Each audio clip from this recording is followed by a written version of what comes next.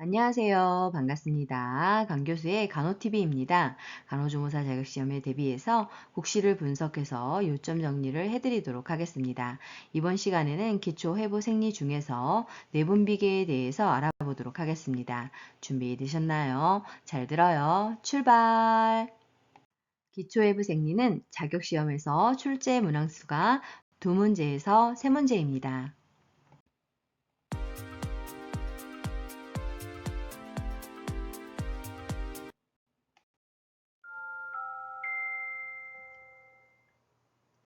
자, 그러면 내분비계는 무엇일까요? 신체 내 여러 곳에 산재해 있는 비교적 작은 분비샘들로 구성이 되어 있는데 호르몬이라고 하는 특수한 기능을 가진 물질을 직접 혈류에 분비를 하게 됩니다. 이 호르몬은 전신을 순환하다가 특정 기관인 즉 표적 장기에서 작용을 하게 됩니다. 자, 그러면 내분비계는 어떠한 기능을 하게 될까요? 에너지를 생성하기도 하고 음식물 대사, 수분과 전해질의 균형을 맞추기도 하고 신체의 지적 발달과 생식 과정을 조절하며 신체의 전반적인 기능을 통합, 조절하는 기능을 담당하게 됩니다.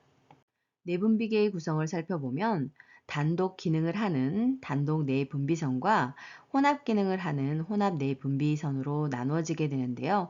단독 내분비계에는 내하수체, 갑상선, 부갑상선, 손가체 등이 있고 혼합 내분비계에는 췌장, 난소, 고환 등이 있습니다.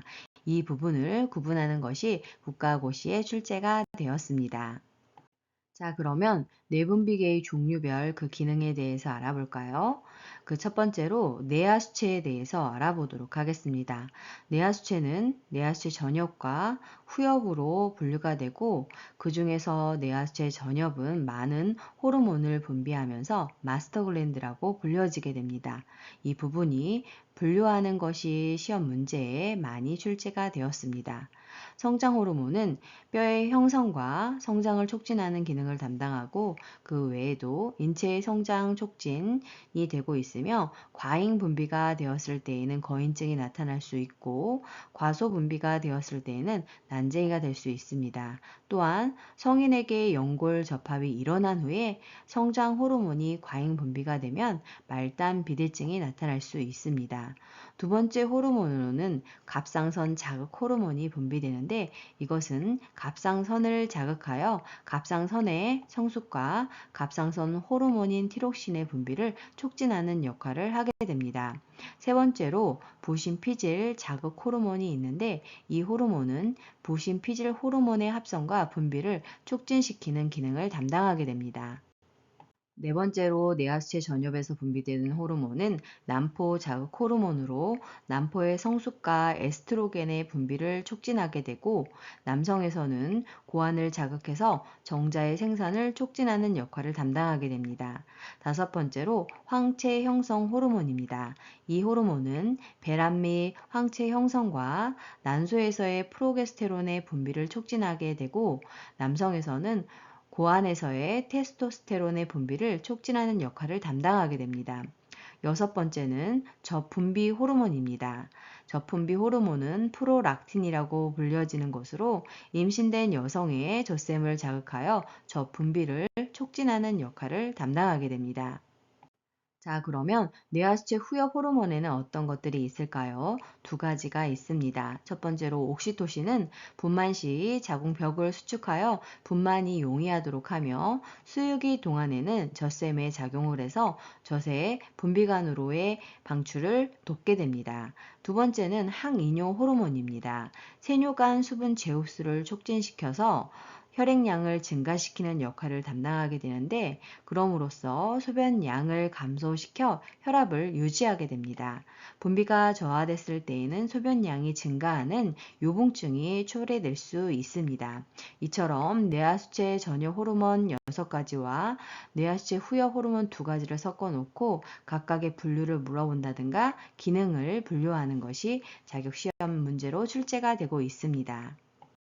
다음으로는 갑상선에 대해서 알아보도록 하겠습니다. 갑상선에 분비되는 호르몬은 두 가지가 있는데요. 칼시토닌과 티록신입니다. 칼시토닌의 역할은 칼슘과 인의 농도를 조절하는 역할을 담당하게 되고 티록신은 세포의 대사율 조절을 담당하게 됩니다. 이 중에서 티록신은 과잉 분비되었을 때에는 바지도병이, 결핍 시에는 갑상선 기능 저하증인 점액 수종이 초래될 수 있습니다. 그런데 이 갑상선 호르몬인 티록신이 출생 시에 부족하게 되면 성장이 정체되는 크레틴병이 유발될 수 있는 것으로 아동 간호 부분에서 시험 문제가 출제가 되고 있습니다. 갑상선 호르몬 중 티록신과 관련이 있는 요오드를 많이 함유된 식품이 무엇인지를 물어보는 것이 출제가 된 적이 있는데요. 바로 해조류입니다. 다음으로는 부갑상선 호르몬에 대해서 알아보도록 하겠습니다.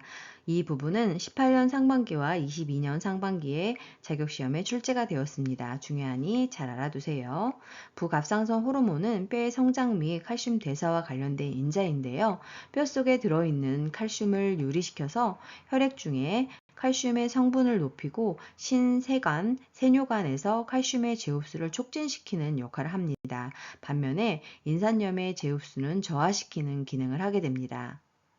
다음은 부신에서 분비되는 호르몬에 대해서 알아보도록 하겠습니다. 부신은 옆에 그림에서 보시는 바와 같이 피질과 수질로 나누어지게 되는데요. 부신 수질은 신장에 위치한 내분비관인 부신의 겉부분을 의미합니다. 세 가지 호르몬이 분비가 되고 있는데 남성 호르몬인 안드로겐, 혈당의 농도를 증가시키는 코르티솔, 그리고 나트륨 이온과 칼륨 이온의 균형을 조절하는 알도스테론을 분비하고 있습니다. 다음으로는 부신 수질 호르몬에 대해서 알아보도록 하겠습니다. 부신 수질이라는 것은 부신의 안 부분을 얘기하는 것으로 에피네프린과 노르에피네프린을 분비하게 됩니다. 에피네프린의 작용을 보면 혈당 농도 및 심박동수를 증가시키고 연동 운동은 저하시키는 작용을 하게 됩니다. 노르에피네프린은 내장 및 골격근의 수축과 혈관 수축 작용을 하게 됩니다. 다음으로는 췌장 호르몬에 대해서 알아보도록 하겠습니다. 이 부분은 19년 하반기와 22년 상반기 자격시험에 출제가 되었습니다. 췌장은 외 분비샘의 기능과 내 분비샘의 기능을 모두 하는 복합 내 분비선으로서 12장의 망곡부와 비장 사이에 있는 긴 기관으로서 랑게르 한섬에서 호르몬을 생성하게 됩니다. 호르몬은 두 가지가 분비되고 있는데 인슐린은 혈당 저하작용을 하게 되고 글루카곤은 혈당 상승작용을 하게 됩니다. 이번에는 성선 호르몬에 대해서 알아보도록 하겠습니다. 남성의 고환에서는 남성 호르몬인 테스토스테론을 분비하게 되는데 그 역할은 정자 생산과 2차 성징을 발현합니다. 그리고 여성의 난소에서는 여성 호르몬인 에스트로겐과 프로게스테론을 생산하게 되는데 에스트로겐의 역할은 배란전, 자궁 내막 증식과 2차 성징을 나타나게 하는 기능을 하며 프로게스테론은 임신 유지 호르몬으로서의 역할을 담당하게 됩니다.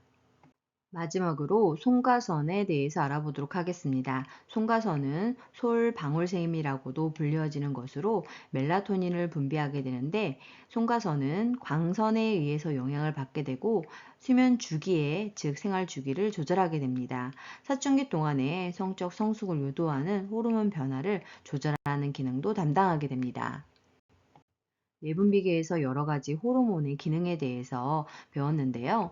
공통적으로 혈당의 농도를 증가시키는 호르몬이 있었습니다. 그 종류를 살펴보면 글루카곤, 콜티솔, 성장 호르몬, 에피네프린이 혈당의 농도를 증가시키는 호르몬입니다.